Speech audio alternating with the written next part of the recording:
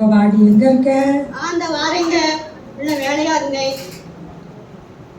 வேலையா இருந்தே? நான் டிவி பார்த்துட்டு இருந்தேன். சரி, நம்ம ஷாப்பிங் போனோம்ல? ஆமா. நீ ஆசையா ஒரு நெக்லஸே பார்த்துக்கிட்டு இருந்த. ஆமா. சரி, நான் அது உனக்கு பிடிக்குமேன்னு நான் அதை பாரு, நல்லா இருக்கா பாரு.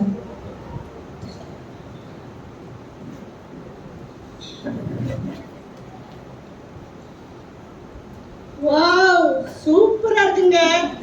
நான் இது கேட்ட மாடலே நீங்க வாங்கிட்டு வந்துட்டீங்க.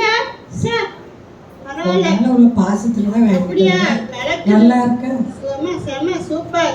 அப்படியே ஒரு காரும் வாங்கிட்டு வந்தீங்கன்னா நல்லா இருக்கும். காரை வேண்டி கவரிங்ல செஞ்சு வச்சுக்கிட்டு இருக்கான். கார் வேணுமாம்ல? காரு என்னது இது கவரிங்கா? அப்புறம் என்ன தங்கத்துக்கு எங்க போவோம்? இதே எங்க அம்மா வீட்டுல இருந்தா எங்க அப்பா நான் கேட்டதெல்லாம் வாங்கிடுவாங்க. எதுவுமே நோன்னு சொல்ல மாட்டாங்க. ஆமா ஆமா, இந்த பெருமைக்கு மட்டும் குறவில்லை. கடவுளுக்கு பிடிக்காத பெருமை மட்டும்தான். அது உனக்கு தெரியாதா? பைபிள்ல போட்டிருக்குன்னு பெருமை பேசிக்கிட்டு இருக்கான்.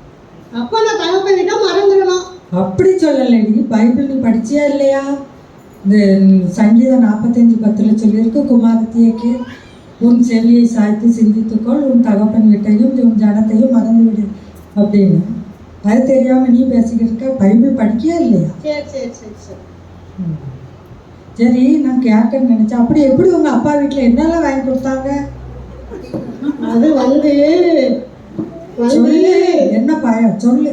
ஹேர் கிளிப்பு, நெயில் பாலிஷு, கண்ணாடி வளையல், செருப்பு, ஹேண்ட்பேக்கு. போட்டோம். இந்த 20 ரூபா 10 ரூபா பொருளை உங்க அப்பா வீட்டில் வாங்கிட்டு தான் எங்க அப்பா வீட்டில் கொடுத்தாங்கன்னு சொல்லிக்கிட்டு இருக்கியோ. இங்கே வந்து காரு மோரு ஓடி இருக்கும்.